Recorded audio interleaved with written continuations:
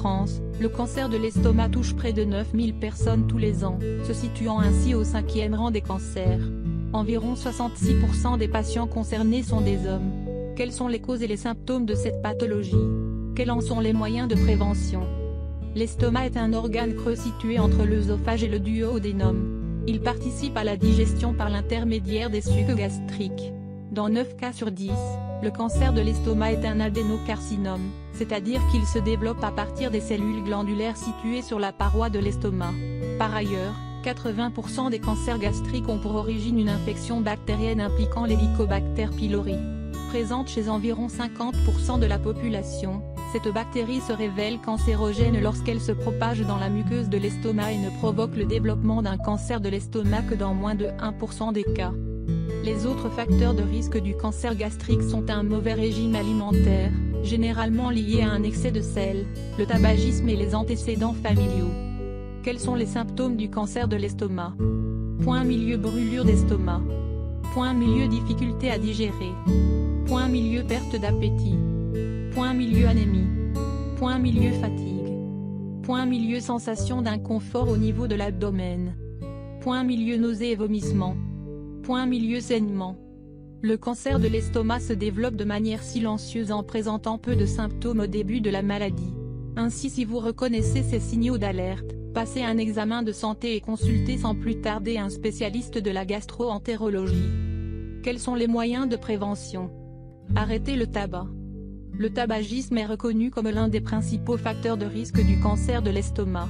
Certaines études ont même démontré que l'exposition à la fumée secondaire fait aussi augmenter le risque.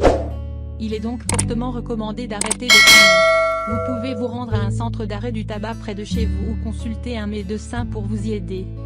Adoptez un régime alimentaire sain. Les médecins recommandent un régime alimentaire sain à base de produits naturels. Mangez principalement des fruits et des légumes issus de l'agriculture biologique et idéalement des végétaux de saison. Évitez les aliments transformés autant que possible et limitez votre consommation de sel. Il est également déconseillé de consommer de la viande rouge en grande quantité, bœuf, porc, mouton, chèvre et charcuterie. Il faudra limiter sa consommation à 2 fois par semaine. Limitez votre consommation d'alcool. En 1998, le Centre international de recherche sur le cancer, CIRC, a prouvé les liens de causalité entre la consommation d'alcool et le cancer chez l'homme. Il est donc fortement conseillé de réduire, voire d'arrêter sa consommation d'alcool. Recette naturelle au curcuma, à l'huile d'olive et au poivre noir pour ralentir la taille des cellules cancéreuses. Le curcuma est un antioxydant puissant dont les bienfaits sont multiples. Il est notamment reconnu pour réduire la taille des cellules cancéreuses. Pour une meilleure efficacité, nous conseillons de créer votre propre mélange à base de curcuma à consommer au quotidien. Attention, le curcuma est déconseillé aux personnes ayant des troubles de la vésicule biliaire. Nous recommandons d'en consommer avec précaution en association avec certains médicaments car ils pourraient influencer leurs effets. Étant un puissant fluidifiant sanguin, il est déconseillé aux femmes enceintes et est à éviter en cas d'opération ou de traitement avec des substances anticoagulantes. En outre, il est préférable de ne pas en consommer si vous êtes sujet aux bouffées de chaleur en raison de ses propriétés réchauffantes. Voici une recette à base de curcuma, d'huile d'olive et de poivre noir, idéale en prévention du cancer. Ingrédients.